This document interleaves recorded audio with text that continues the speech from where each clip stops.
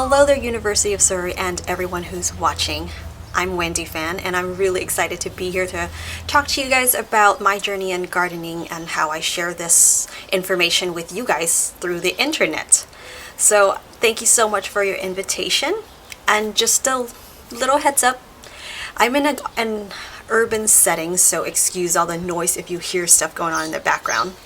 Anyway, just a little bit about myself. I consider myself as an eco-conscious gardener, and what I mean by that is I build a relationship with my plants. I bond with them, and I observe and see what they need so I can give them, the care and to boost their vitality, and I of course thank them for the harvest. I'm very grateful, and they produce new shoots, new plants, new fruits for me.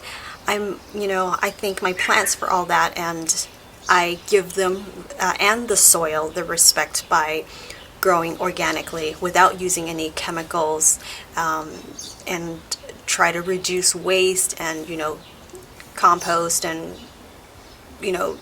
using food scraps to produce high quality worm castings, and to just boost the fertility of the soil, because that's what would also help the plant's growth.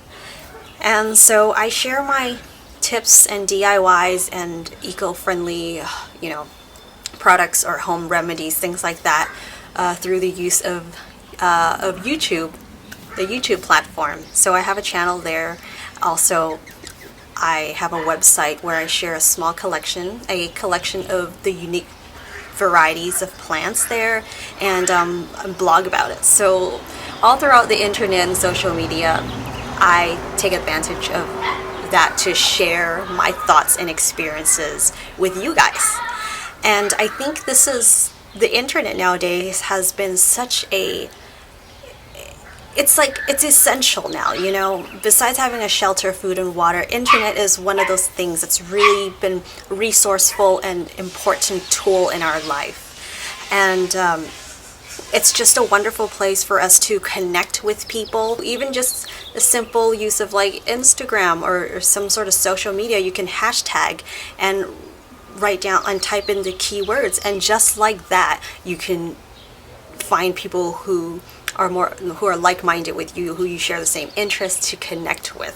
So that's really amazing that the internet has really, I think, helped us, the human race, and our knowledge, just help us evolve that way.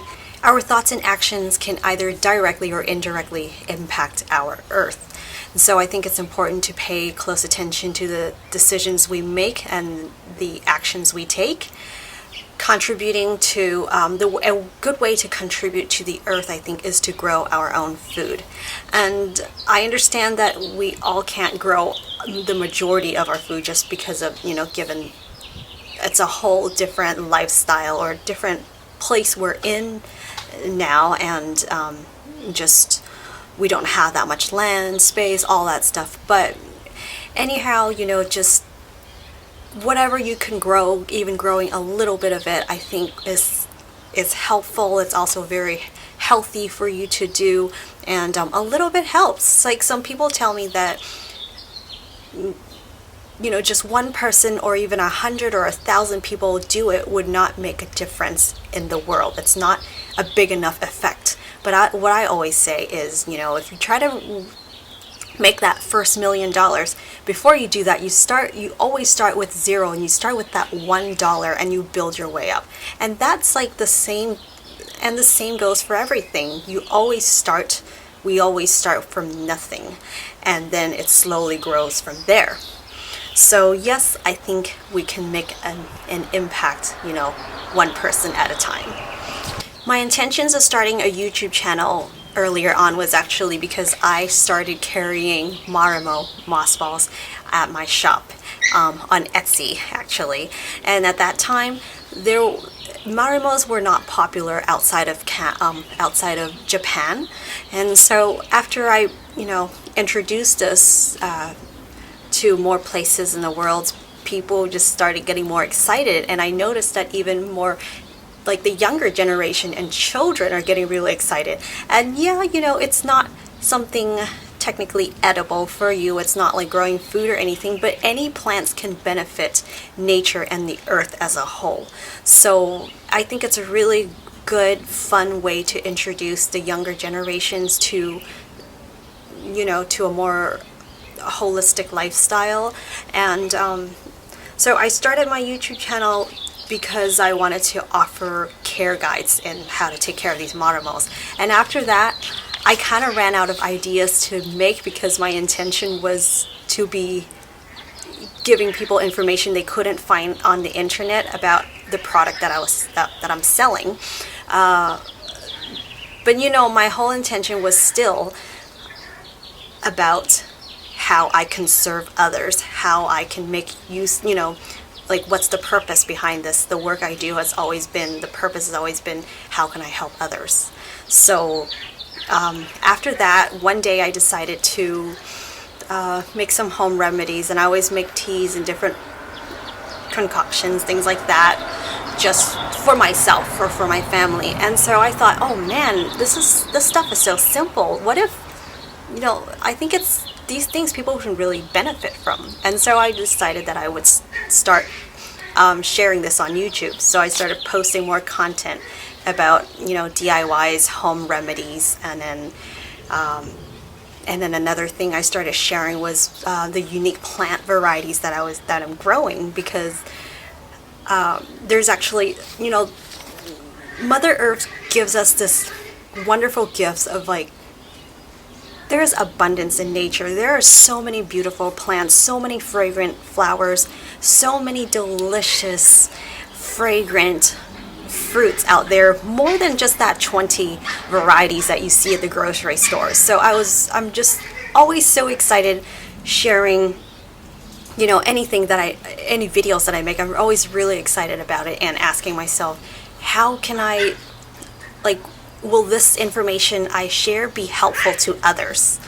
And I think something about keeping the information I share, the content that I share, the plants and food that I make, everything that I share, I always try to keep it bright and cheerful, because I think food and nature is a positive thing. It's healing to the earth. It's healing for our souls. So and it's also, I think it's a really fun way to attract the younger generation.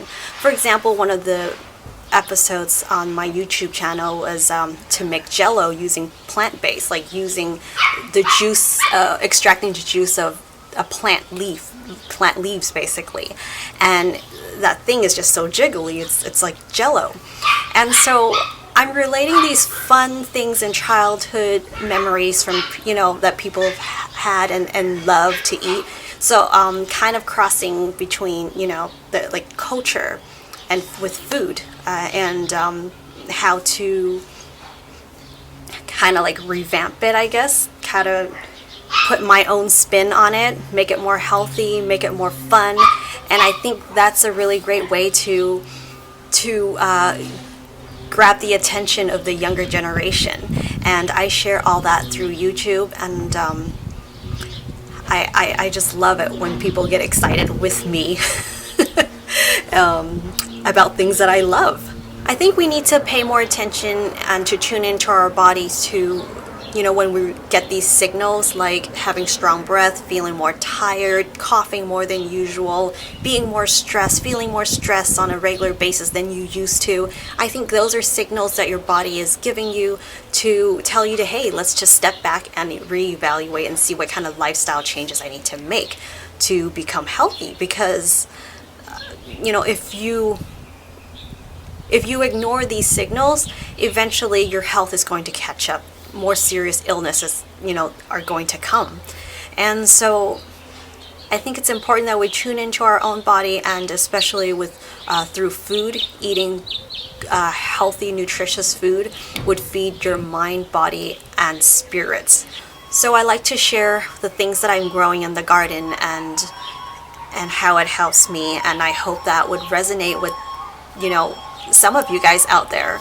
And so the intention behind what I do has always been, asking the questions, how can I serve others? How can I help make others' lives better? How can I help our race, like humans as a whole, evolve? How can we give back to our Mother Earth? The thing that's been keeping me going and getting the amount of support I have is actually through connection and love. It sounds cheesy, but I really mean it, guys. Like, making that connection with people or animals or plants, anything, has consciousness. So it's really important to form a relationship and to bond with people, to build a connection. And I think everything starts from love, because love is healing. Love is, the energy that pushes you to keep going, to move forward, and to better yourselves and to give to others. The difficulties I've faced mostly, I think, are sometimes feeling a bit weak when people around you are not as supportive in what you do and your beliefs. And in that case, I would just say, ask yourself if you're doing the right thing, and trust that you are, and trust in the decisions you make, and just keep going. Eventually, people would come around, they'll understand.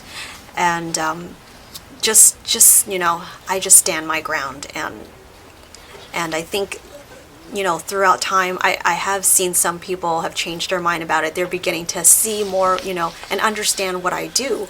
And I have to say, I'm actually really grateful for the wonderful gardening community out there, especially with online internet bullying has been such a big thing, because we all have our right to speak, our freedom of speech and self-expression. And so that's kind of the risk that you take when you're sharing online. But I think I am really grateful that the gardening community has actually been one of the most kinder communities out there. Another thing that's been difficult for me is actually managing my time and being consistent with publishing my work, just because I do everything myself. It is actually very time consuming, but I enjoy every bit of it. So I think dedication is an important factor, and it's that love that drives you and makes you want to keep going each day. I'll show you guys a couple of my recent projects. Recently built an art trellis, because I am doing more small space gardening now, and I'm really trying to grow things vertically. So I'm very experimental when it comes to, well, I guess certain things I'm trying to find solutions for. And so what I did here is, I got some strawberries growing a bit more part sun, part shade area, and I'm utilizing the drainage holes to grow upside down so I can get 2 plants in one pot.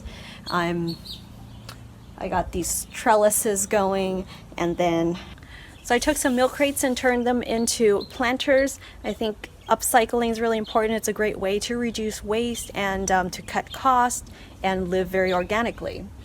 I mean, look at this, guys. Everything starts from something small, right? Look at these chamomile.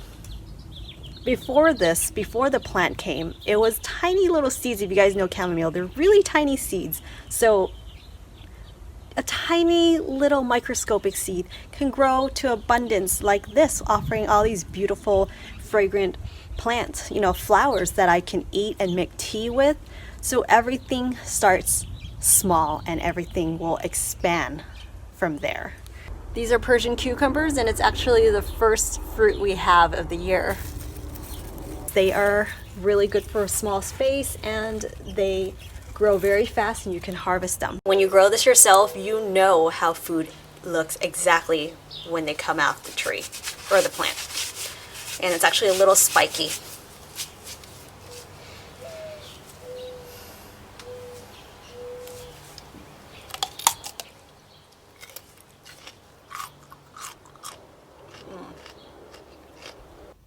The internet is such a resourceful place and just a very powerful tool for us to, get information that we want to learn, build friendships. So use it for the good. be constructive with it. Don't be destructive, and especially don't be destructive to our home, our Mother Earth. So thank you so much, you guys, for tuning in to my talk. I hope you all have a lovely day, and just always tune in to yourselves and do what you think is right, do what you think is best for our planet, so that we can have fresh air and a green place to live, to enjoy, and to heal. Thank you, you guys.